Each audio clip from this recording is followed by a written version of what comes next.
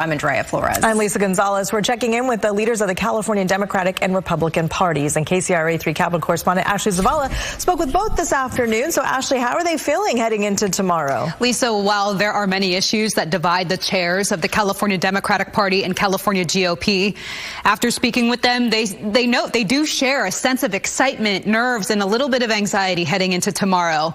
I spoke with CAGOP Chairwoman Patterson and California Democratic Party Chairman Rusty Hicks. Both are in that final push to get voters to the polls. We're 24 hours out. What is your party doing in these final hours to get people to the polls?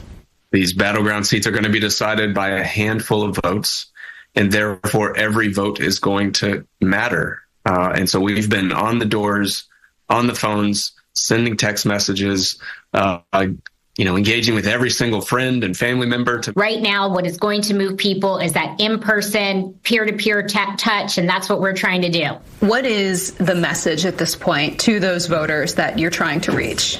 We've talked a lot about what's happened here with one-party rule in California and how California Democrats and their policies have failed us. That's why we have Prop 36 on the ballot this time around. Their pro-criminal policies have led us to this space. And of course, number one at the front of everybody's mind is the economic question. We have an affordability crisis here that is so out of control. At the forefront of voters' minds are those issues related to the cost of living. And what our future looks like, both here in California and in this country, and what would our freedoms look like under a Harris administration or, heaven forbid, a Trump administration. And I think the choice is pretty clear. With hours left, is it the control of the House? Is it particular ballot propositions? What is it that the party really wants to hone messaging on? But we also have a responsibility to help retake the House. You cannot retake the House if you don't win seats in California. We've been investing in that work for nearly 2 years. 2 years plus. We're obviously very focused on our targeted congressional races.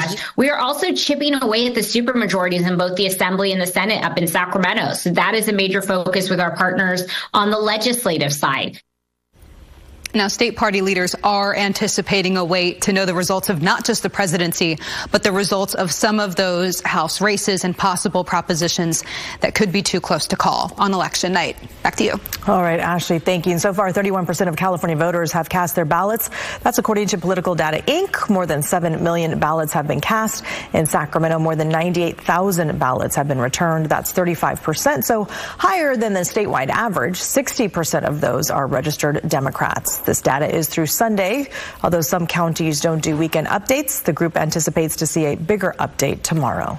You can always mail your ballot, turn it into a vote center, or use a ballot drop box. While libraries and county offices are common places for ballot drop boxes, your favorite lunch spot or even grocery store might have one. These locations are ideal for people who don't have any questions for election staff. I'm really close to my house. It's really convenient for me to come here and put it in the box. In Sacramento County alone, there are at least 60 ballot drop box sites, just like this one inside a market in Rancho Cordova. If you do want to mail your ballot, just make sure it's postmarked by tomorrow. Well, you can expect vote results in California to start populating as soon as polls close tomorrow. That's at 8 o'clock tomorrow night. Statewide, you can expect those early voting results to be posted first. Many of those have already been